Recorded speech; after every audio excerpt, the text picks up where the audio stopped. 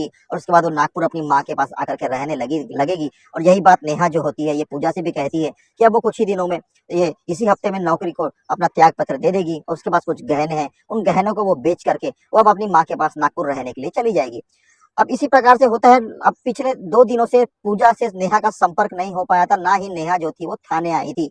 अब जब उसकी माँ का अचानक से पूजा को फोन आता है और वो उससे नेहा से बात कराने के लिए कहती है और कहती है कि मैं लगातार पिछले 2 दिनों से नेहा से संपर्क करने की कोशिश कर रही हूँ, लेकिन मेरी नेहा से बात ही नहीं हो रही है और उसका फोन भी जो है वो स्विच ऑफ आ रहा है।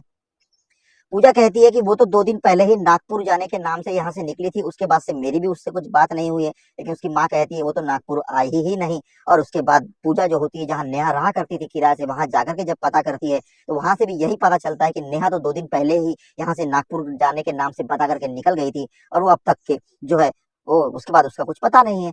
पूजा जो होती है थाने आकर के पहुंचती है और अपने काम में व्यस्त हो जाती है। उसे जरा भी चिंता नहीं थी कि नेहा के साथ क्या हुआ है और नेहा अचानक से कहाँ गायब हो गई है। तभी तीसरे दिन पुलिस स्टेशन में एक फोन आकर के पहुंचता है और जब पुलिस उस फोन को सुनती है उसके बाद बताए गए घटनास्थल पर जाकर के पहुंचती है तो वहां पर जो है नाले में एक लाश बरामद होती है। वो लाश जो थी एक महिला की थी जो कि पुलिस की वर्दी में इस वक्त होती है और उसे देख करके सब लोग चौंक जाते हैं क्योंकि वो और कोई नहीं, वो नेहा ही थी जिसकी की लाश उस नाले में बरामद हुई थी। उसको बाहर निकाला जाता है, जब चेक किया जाता है तो पता चलता है कि गला दबा करके इसकी हत्या की गई है।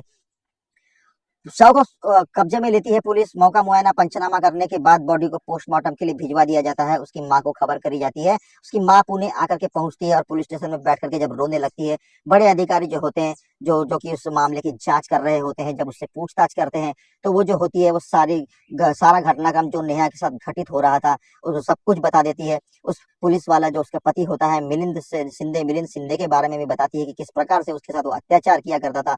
और उस अपर अधिकारी देशकर का भी नाम बताती है जो कि लगातार कुछ दिनों से शारीरिक शोषण कर रहा होता है नेहा का।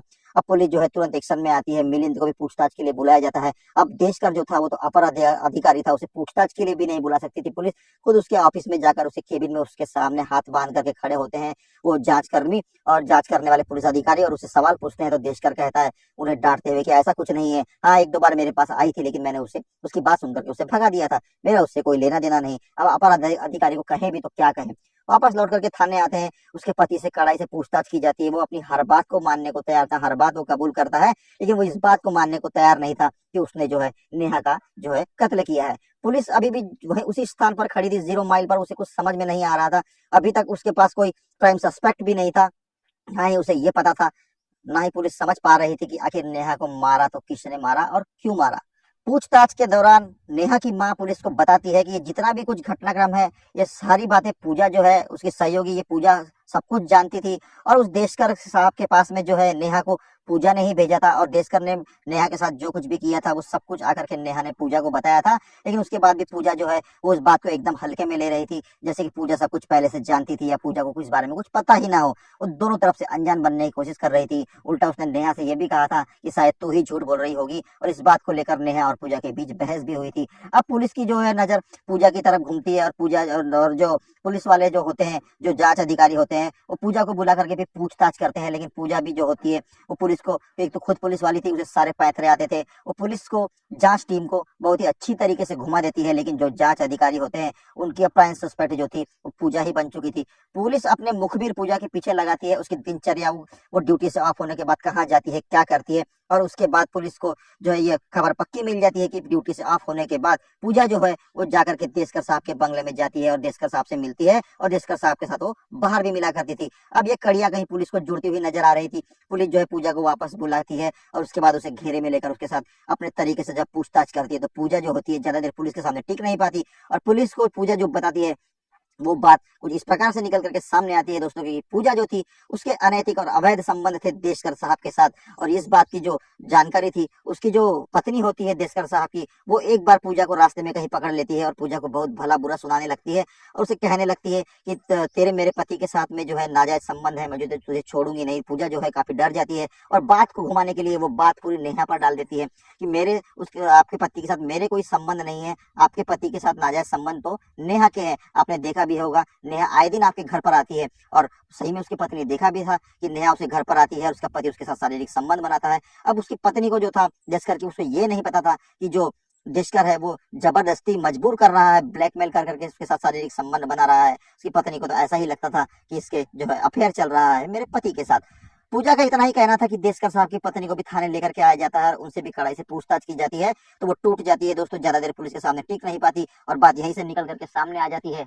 और बात जो है वो यहीं से निकल करके सामने आती है कि जो देशकर साहब की पत्नी थी, उन्होंने ही जो नेहा थी उसकी सुपारी दी थी। वहीं के एक लोकल गुंडे को नेहा की सुपारी 2 लाख रुपए में जो है देशकर साहब की पत्नी दे देती है और उसके बाद वो जो गुंडा होता है वो रेकी करता है नेहा की, और उसके बाद वो मौका पाते ही नेहा का एक जगह सुनसान जगह पर कत्ल कर देता है और उसकी लाश जो है वहीं पर नाले में डाल देता है। देशकर साहब की पत्नी की निशानदेही पर उस लोकल गुंडे को भी अरेस्ट करके लाया जाता है, जिसका नाम होता है मुन्ना कुरसुंगे। मुन्ना कुरसुंगे जो है अपना गुनाह कबूल कर लेता है और उसके बाद देशकर साहब की जो पत्नी होती है उनको और मुन्ना कुरसुंगे पर संबंधित और विभिन्न धाराओं के तहत मुकदमा दर्ज किया जाता है। पूजा पर भी केस चला जाता है और देशकर पे भी केस चला जाता है। देशकर को तत्काल प्रभाव से सस्पेंड कर दिया जाता है। चारों पर धाराएं, विभिन्न धाराएं लगाकर न्यायालय के सामने पेश किया जाता है, जहां से न्यायालय जो है इन लोगों को जेल भेज देता है दोस्तों। और जिसमें से देशकर की और पूजा की तो बेल हो जाती है, लेकिन मुन्ना कुरसुंगे की और जो देशकर की पत्नी होती है, इन दोनों की बेल नहीं होती। इन पर मुकदमा चलता है और मुकदमा चलने के बाद इन दोनों को जो है उम्र कैद की सजा न्यायालय सुनाता है दोस्तों।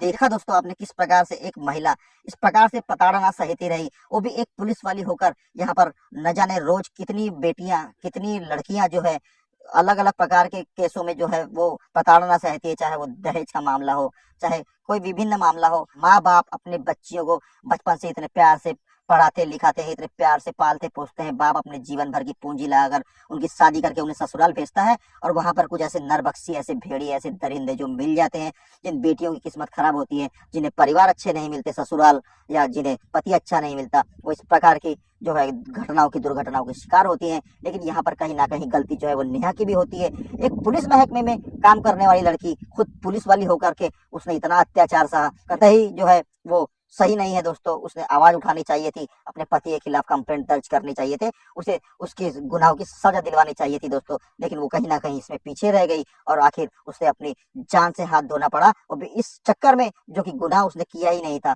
खुद शोषण उसका हो रहा था, और उसे ही किसी अनैतिक संबंध का गुनाहगार बताकर किसी महिला ने उसका उसका कत्ल करवा दिया दोस्तों।